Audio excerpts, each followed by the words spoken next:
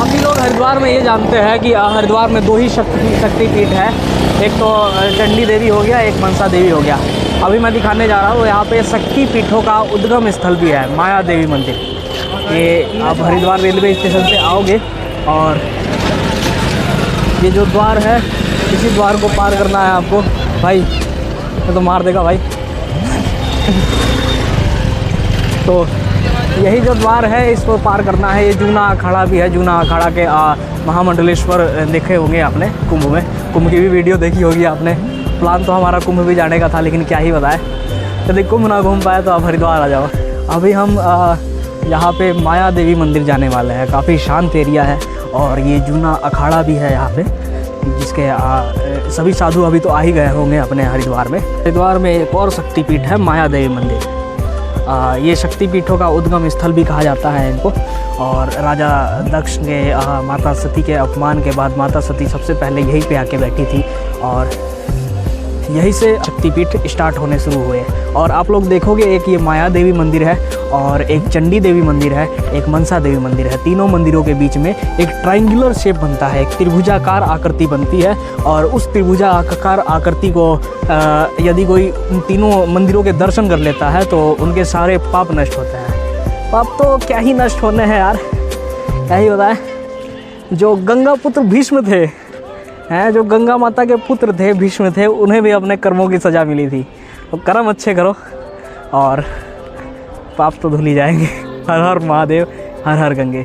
चलिए माया देवी माता के दर्शन करके सीधा। एक और मान्यता है कि माया देवी माता के यदि आपने दर्शन किए तो यहाँ पे काल भैरव महादेव की भी एक मंदिर है। तो यदि आपने वहाँ दर्शन किए तो आपको काल भैरव के पास भी जाना पड़ेगा, ये चीज़ है यहाँ पे। तो चलिए वहाँ भी चलते हैं। हर हर महादेव और जय माता दी। इस मंदिर का इतिहास काफ़ी पुराना है। राजा दक्ष के आमंत्रण ना देने के बावजूद भी माता सती जब उनके यज्ञ में पहुंची तो उन्होंने देखा कि यज्ञ में उनके पति का कोई स्थान नहीं था। राजा दक्ष क्रोध की अग्नि में इतने जल रहे थे कि उन्होंने अपनी पुत्री को तक्षणी के रूप में पुकारा। क्या है तक्षणी? राजा दक्ष को माता सती के जन्म के समय एक चेतावनी मिली थी कि जिस दिन उन्होंने अपनी पुत्री को तक्षणी के रूप में बुलाया तो उसी दिन उनकी पुत्री का वह आखिरी दिन होगा। माता सती अपने पति जिसकी इन्होंने इतनी आराधना की थी, उनका अपमान नहीं सह पाई। माता सती ने वहीं पर बने अग्नि कुंड में अपना देह त्याग दिया और यहाँ पर आकर माँ माया के रूप में विराजमान हुई। फिलहाल माया देवी के दर्शन हो गए हमारे और काफ़ी भव्य दर्शन हुए माता के। और कहा जाता है कि वैसे तो माता की आरती भव्य होती है, लेकिन नवरात्रियों के समय भाई साहब मतलब काफ़ी अद्भुत आरती होती है यहाँ पे। और माता के यहाँ यदि आपने दर्शन किए तो आपको आनंद भैरव महादेव के पास भी जाना पड़ेगा। तो वहाँ भी जा रहे हैं हम लोग और आनंद भैरव बाबा के भी दर्शन करवाएंगे। मेन ये दिक्कत है ना कि यहाँ पे कैमरा अलाउ नहीं है, किसी भी मंदिर में कैमरा अलाउ नहीं होता।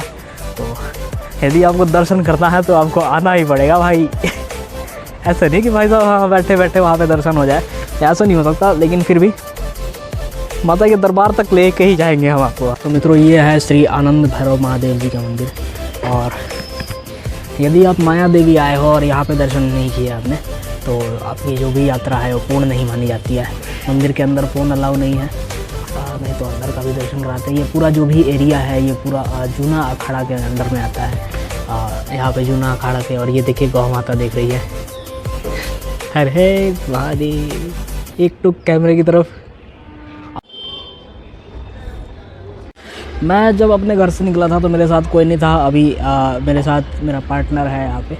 और ये देखो भाई, हेलो।